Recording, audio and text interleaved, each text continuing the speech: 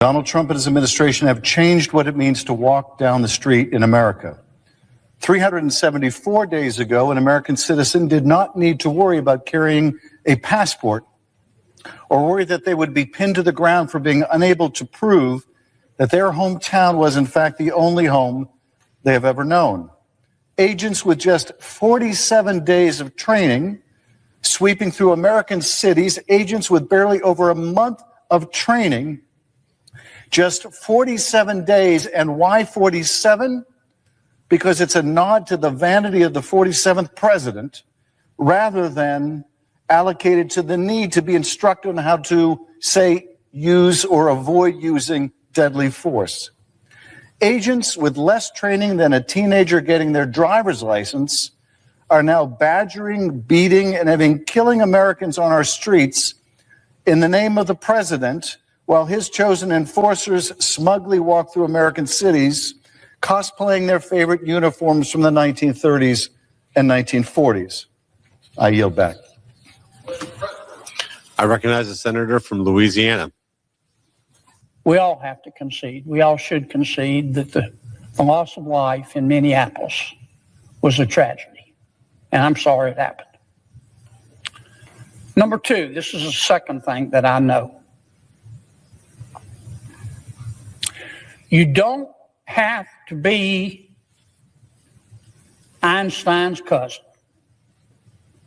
You don't have to be a senior at Caltech to know that illegal immigration is illegal. Duh. It's illegal. And those of us who believe that no one is above the law, we all say we believe that. I believe it. No one, those of us who say that no one is above the law have to concede that people in our country illegally are not above the law either. The law applies to them as well. Our immigration statutes are not second-tier laws. They matter just as much as the other statutes that have been passed by the elected members of Congress. And just like the other laws, the immigration laws have consequences and should have consequences if you violate them. Third and final point. You have the right to protest in America. Let me say that again. You have the right to protest in America. You do not have the right to protest violently. And in fact, violence, as you protest, undermines the morality of the thing that you're protesting over. Let me say that again.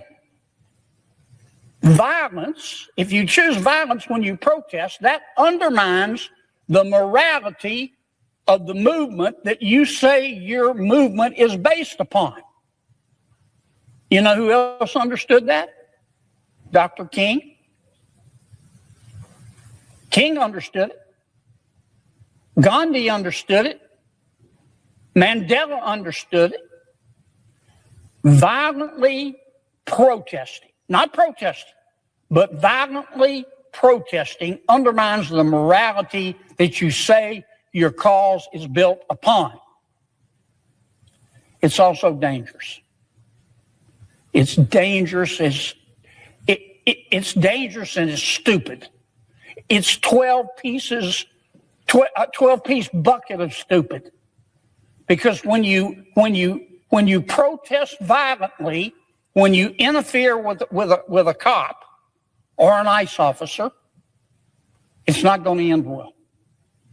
It's not. Under the best of circumstances, these officers are trying to enforce federal law. And the people with respect to whom they're trying to enforce federal law are in most cases, I'm not going to say all cases, but in most cases are criminals. Not criminals because they're here illegally, though that too is a violation of our law, but criminals because they have violated other laws, in many cases felonies. And those ICE officials, those cops are scared. And when protesters choose to protest violently and harass those ICE officials and blow whistles in their ears and block their way and spit in their faces and curse them and curse their children, they're giving off sparks in a powder keg. And it's not going to end well in many cases. I'm sorry we're at this point. But I believe that our future can be better than our present.